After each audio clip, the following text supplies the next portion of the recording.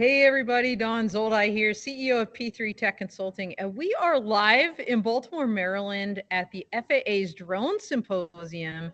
And this stream is sponsored by Aerovigilance, and I have with us here Tom. He is the CEO, and you guys might know Aerovigilance are also creators, essentially, of the Counter UAS Hub. So welcome, Tom. Thank you. It's great to be here. And Tom, you're in town not just for the FAA Drone Symposium, but the Counter UAS ARC met yesterday as well, the Aviation Rulemaking Committee. Yeah, we did actually, and although I can't go into a lot of details, we had a great meeting yesterday. There are a lot of thoughtful and forward-thinking individuals from a lot of different industry groups around the United States that are really trying to provide some great input and some recommendations that might help set the stage for drone security in the future here in the United States.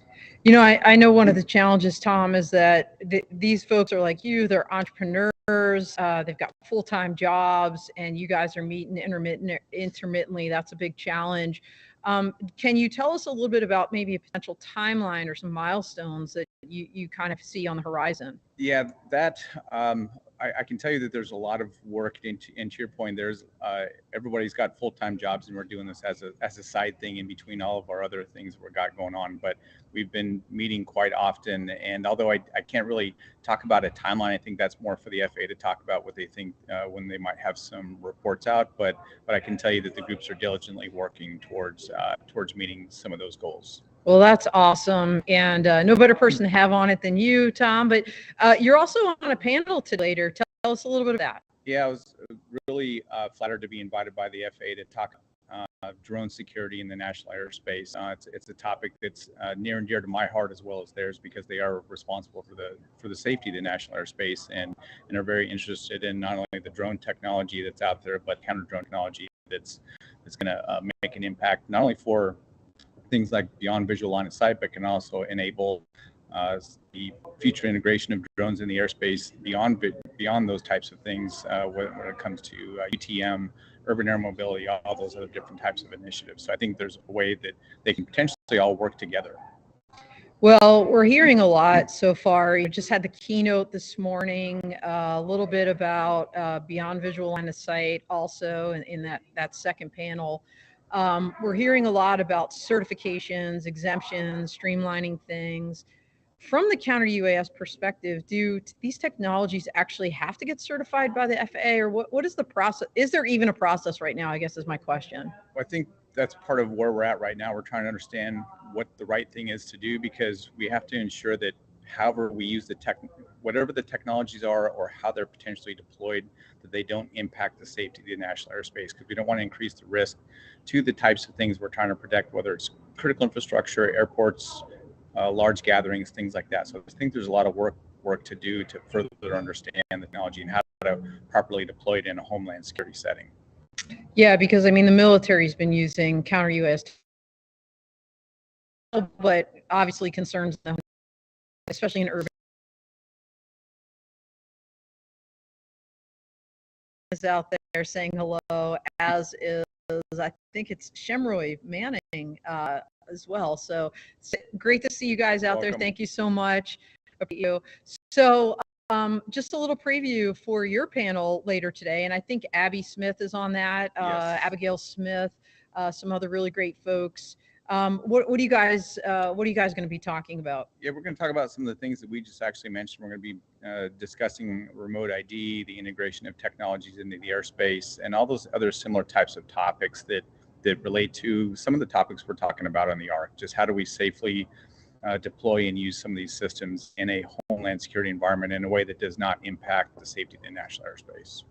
Well, remote ID is a huge topic, Tom, right? I mean, we've got what, less like 30 days, roughly, a little bit more, before drone pilots have to become, between you and me, I haven't seen a ton of technologies out there right now to help people become remote ID client. I know Avionics has the Ping remote ID broadcast module they just put out recently.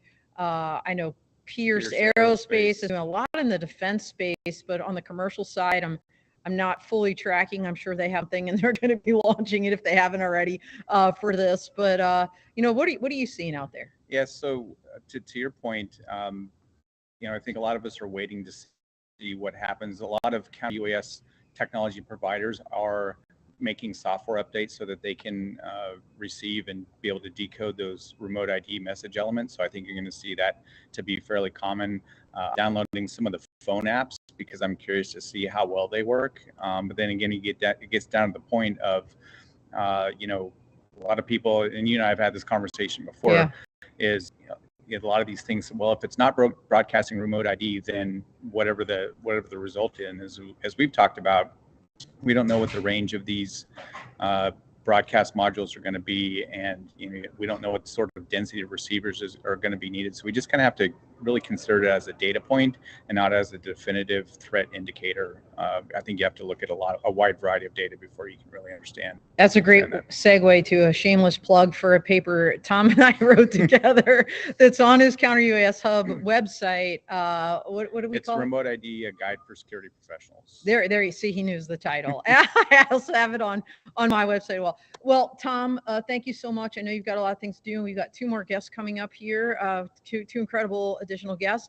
So anything you want to say before you go? No, I appreciate the opportunity. If you want to learn more about what's going on in the counter UAS industry, check out www.coashub.com. We keep the website updated almost daily. They do. All right. Thank you so much. All right. See you, bud. All right, next up, Scott Stofman from AUVSI. He is their policy guy, and he's coming on in hot right here. Hey. So lots going on in the policy world, Scott. Like so many things have been pushed out in the last 30 days, I feel like, by the FAA, maybe because Congress is meeting soon on their reauthorization. I don't know. I'm just speculating. But what I want to talk, Scott, about is that keynote this morning. You were in there, I think. Yep. What are some of the big takeaways for folks that don't have the opportunity to be here in person? That they're going to want to know about? I think one of the things that most commercial drone operators don't necessarily pay that much attention to or know that much about is Part 137. Yes. So aerial application drones, sort of in that space where you'd see a traditional crop sprayer plane. We're seeing a more streamlined process where drone operators are able to get a drone platform that's carrying herbicides sort of in smaller amounts for more strategic applications. So they're not having to use as much. And they're trying to get sort of a normalized process to be able to get that more approval faster and more reliable, right? Yeah. I think that was one of the things they touched on.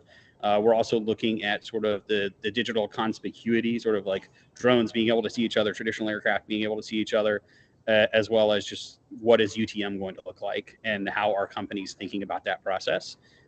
We have a number of companies that are working on drone delivery that I think are trying to figure out how can they, in their actual operations, get something up and running that is going to be useful, that all of the companies can ingest and then make strong, strategic decisions about. Right. That's one of the things that we're talking about there.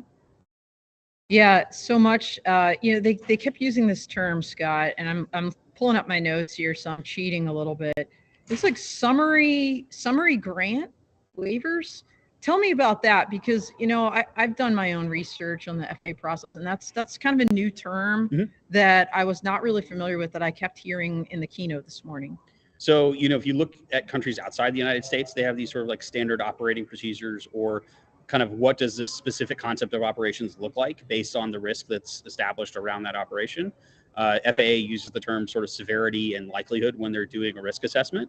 So if they can take operations that look similar, if you're doing long linear inspection, if you're in sort of a shielded operation near a structure, how could they then be able to allow other operators to doing something similar to go through that approval process more quickly? If they're bringing a base set of operations to the table, the risk is similar. If it's, the airspace is similar, the ground risk is similar, how can they speed those operations and still have safety of the NAS and safety for the operators?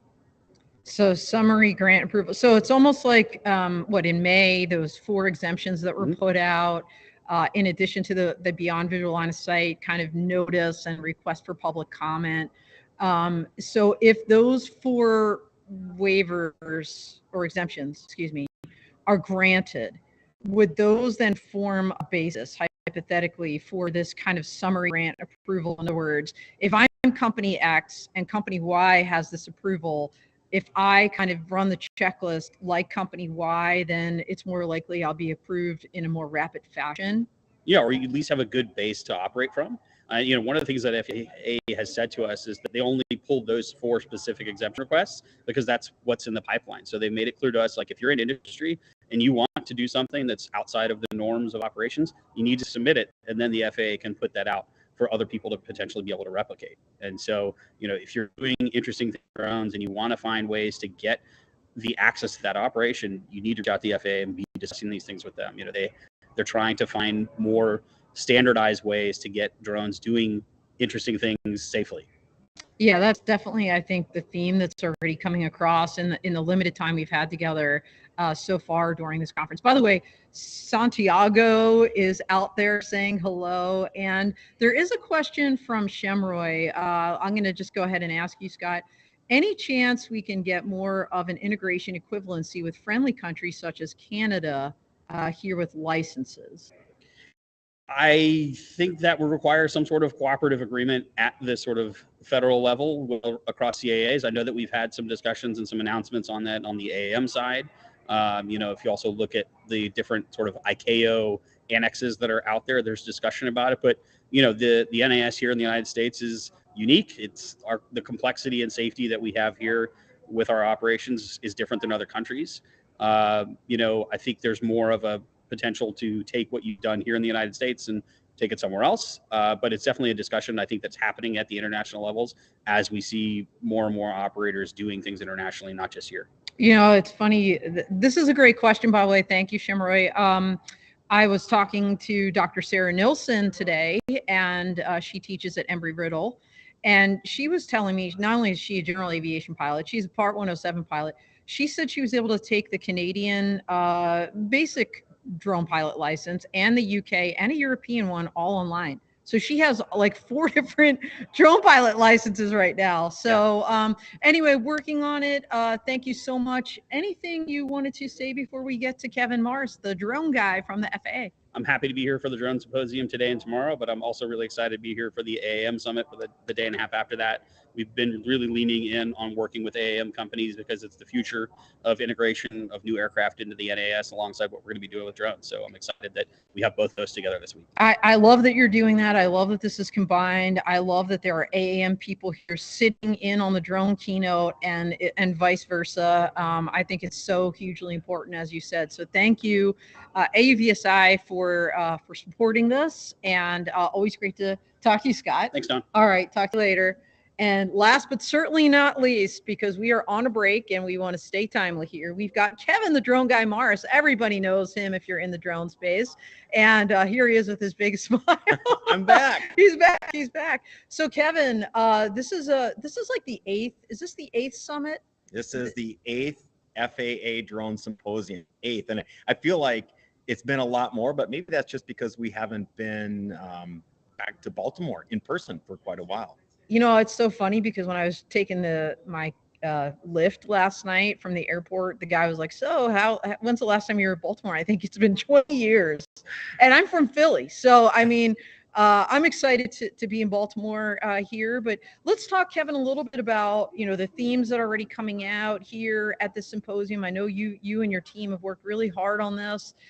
Super important. I'm hearing things like summary grants. I'm hearing streamline approvals as long as safety is not compromised. I'm hearing things like, beyond visual line of sight rulemaking, hypothetically by next August is what I heard today. Oh, you did? I did. I took notes, actually. So tell us, kind of a little bit of an overview of what we can expect from this symposium. So I think what's really exciting about this particular symposium is all the things that we've been talking about for the past 5, 7, 10 years maybe are happening now. So we're talking about normalizing beyond visual line of sight operations. We're talking about implementing an unmanned traffic management system here to advance the operations and deliveries and things of that nature. So those things that we've been talking about and are coming, they're kind of here now. So you mentioned the grants and the exemptions that are happening. Those are the first steps into reality. It's not talking more. Now we have these things that are out there. They're actually available. They're actually happening. And we're actually scaling this. So the exciting piece on the drone side is that everything we've been talking about now is starting to actually happen. So we're not talking about what's coming necessarily, but we're talking about what's here now and how are we going to expand it. And then, of course, the other half of this event is really exciting because it'll be our first ever Advanced Air Mobility Summit. So we're getting into air taxis and how are we going to implement and integrate air taxis into our national airspace system. So these 3 days are going to be just absolutely packed with really good info. Absolutely. And by the way, everybody, we're going to be doing a stream about the AAM Summit this Thursday in 2 days during that summit at 10:30 Eastern. So stay tuned for that. By the way, we have Jennifer Rosenblum out there is a safety consultant and saying this is very exciting. So yes, it is, Jennifer. Thank you for listening in. And Chris Genesith has a great question. He's going to use your words back at you here, Kevin. Here it comes. The question is, what phase are we in now? Is it crawl, walk, or run? It's a good one, buddy. I did not approve that. I think we're in between the walk and run. I really think we're beyond crawl, obviously. At this point, most of us are walking here, and some of us that are running. And why I say that is because these we're talking about the integration of drones and what we're doing. And we just had a BVLOS session in the plenary, and it talked about